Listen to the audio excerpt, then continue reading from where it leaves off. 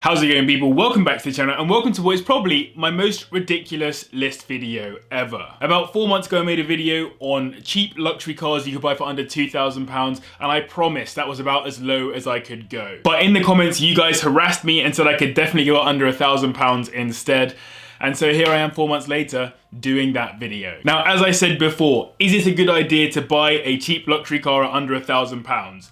Absolutely not. You're not going to get a Rolls Royce, a Bentley or any of those kinds of cars for under £1,000, but you can get cars that were executive saloons or had a bit of luxury put into them on their building process for under the £1,000 mark. So in this video I'm going to go through 5 of them in particular that I think are worth going for under that money price range, you know what I'm saying. Now don't forget that I'm in the UK, so prices in other countries may differ, and don't forget that you're buying a cheap luxury car under £1,000, do not expect it to be in perfect condition. In my last video on this, I said if the video got 15,000 likes, I would buy a cheap luxury car under £2,000. Same rules apply to this video. 15,000 likes and I will buy a cheap luxury car under £1,000 and see what it's like. Don't forget to comment your thoughts down below as well, and subscribe as well if you're new. Without further ado, let's get into the video.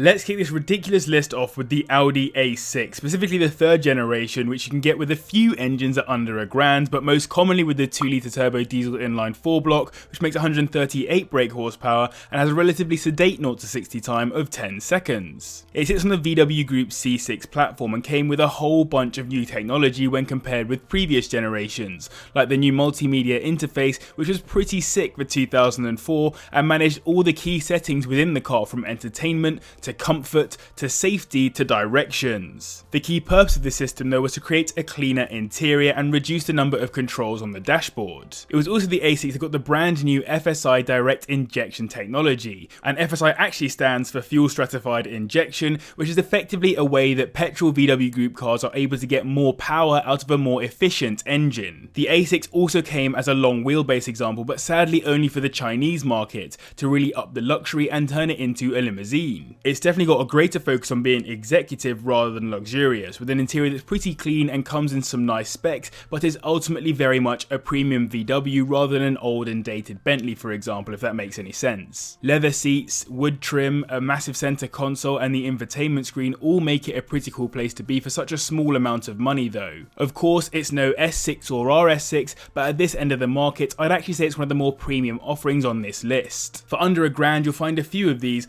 obviously with very high miles. The highest I could find was at 235,000 miles since 2004. That's almost 14,000 miles a year since it was new, not a bad effort. On reliability, these are known for a few key issues, with carbon buildup in particular being a problem on direct injection models. The CVT gearbox is also known to fail, and coil packs should be replaced, which is much cheaper to do yourself than with a dealer, and normally isn't that tough to do either. Some owners also complain about bad window regulators, which is again possible to fix on your own with a bit of know-how. Next up we have a car from a manufacturer that I rarely include in my videos, the Rover 75, which is a surprisingly large 2.5 litre V6 engine, which makes a surprisingly small 174 brake horsepower, and it will go from 0 to 60 in 9.9 seconds, so at least you'll beat the A6 in a lights race. Initially the Rover appeared as one of 3 key designs for the MG Rover business, but only the 75 actually made it into production. The other 2 are called the Flagship and the Eric respectively, but these were of course their code names rather than what they would have actually been if they had been produced. From the outset, the plan was to put a new body on the Rover 600, but as BMW had taken over the business in 1994, they decided to build a whole new platform for the car,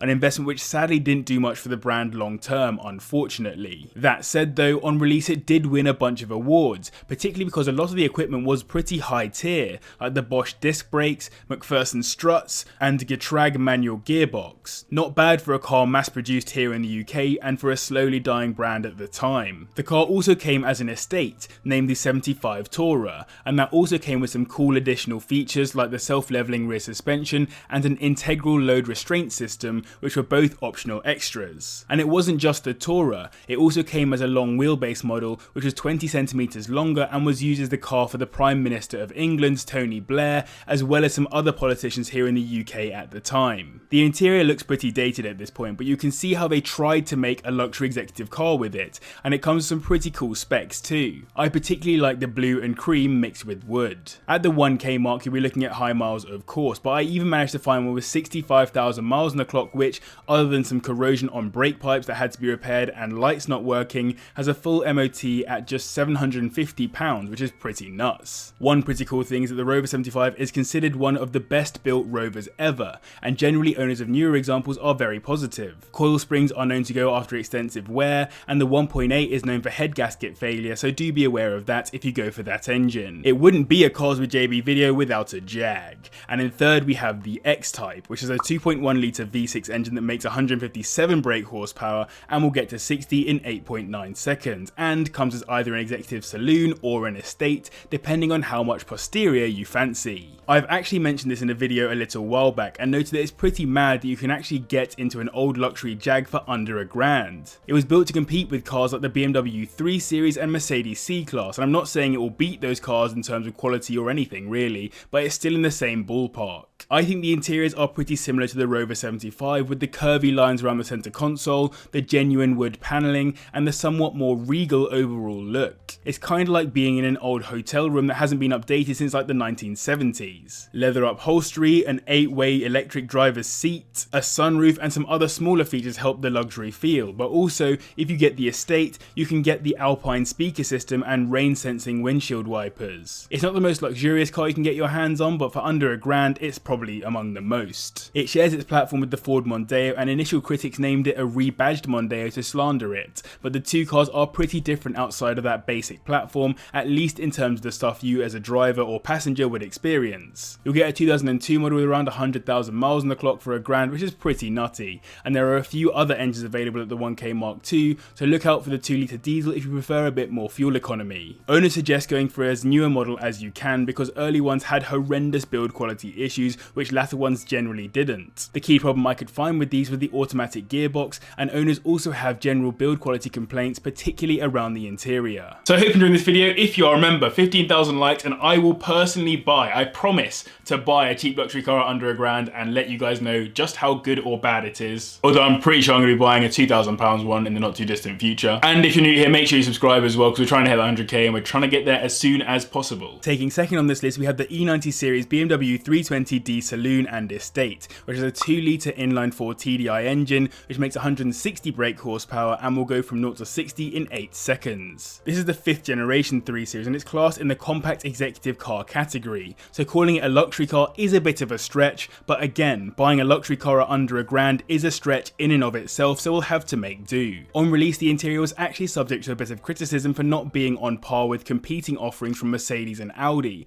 however I think weirdly it somehow managed to age better than many other cars on this list and it's pretty inoffensive. If you prefer a more aggressive interior you can go for the red leather, but if you want something more sedate and luxurious maybe consider the cream, black and wood trim, which is pretty mature in comparison. It also comes with an optional navigation package that sits on top of the dashboard, which used to be a more sought after option but now is pretty easy to find in either spec, as some prefer the cleaner dashboard and would rather use their more obviously advanced phones for navigation. The car was designed by Joji Nagashima, who is also responsible for the E39 5 Series and the Z3 Roadster, so pretty decent company. I would personally go for the Estate as I think it looks way better than the Saloon, which I think is overshadowed also by the Coupe and Convertible, which are obviously my preferred cars from the E90 series, but slightly more focused on being sporty than luxurious and practical. You'll be looking at pretty high mileage for your £1,000 of course, and expect plenty of markings around the car and signs of use. Again, I found one at over 200,000 miles for £700,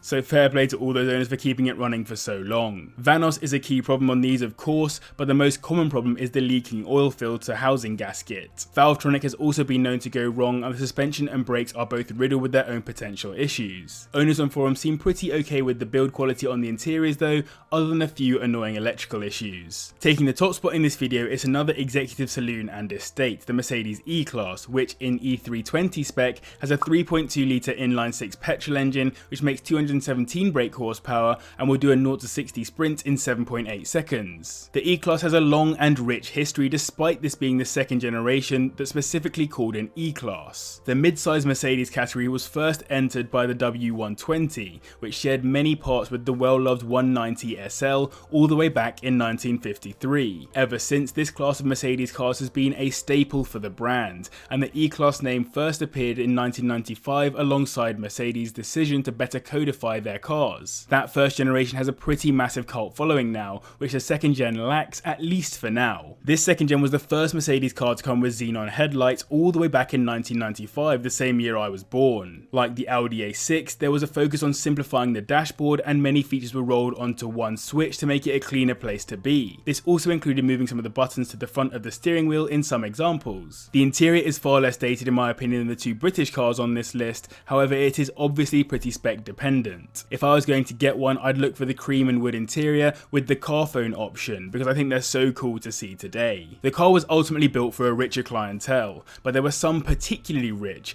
opting for guard examples that have a differing level of armoured protection depending on what you want to go for, including bulletproof glass and a microphone with an external speaker so you can communicate with all the plebs outside. £1,000 will get you a 2002 model with somewhere in the 120 to 180,000 mile region. Unlike some of the other cars, there are other engines available at under £1,000, so feel free to choose something other than the E320. Rust is sadly a major problem with these, and is the reason many of them have hit the scrapyards. They came at a time when Mercedes has opted for cheaper materials at the expense of quality, which is a shame. Ignition switches can fail, as can the injectors on diesel models, and rear brakes are known to fail on estate examples. So I hope you enjoyed this video. If you did, make sure you hit the like button. As I said, 15k likes and I will buy one of these cars. Leave a comment down below as well to let me know your thoughts. I really appreciate you guys dropping so many comments onto my recent videos, and yeah, subscribe as well if you're new here. Massive thanks to the patrons as always for their support, and to you guys as well for watching. I'll see you in the next one.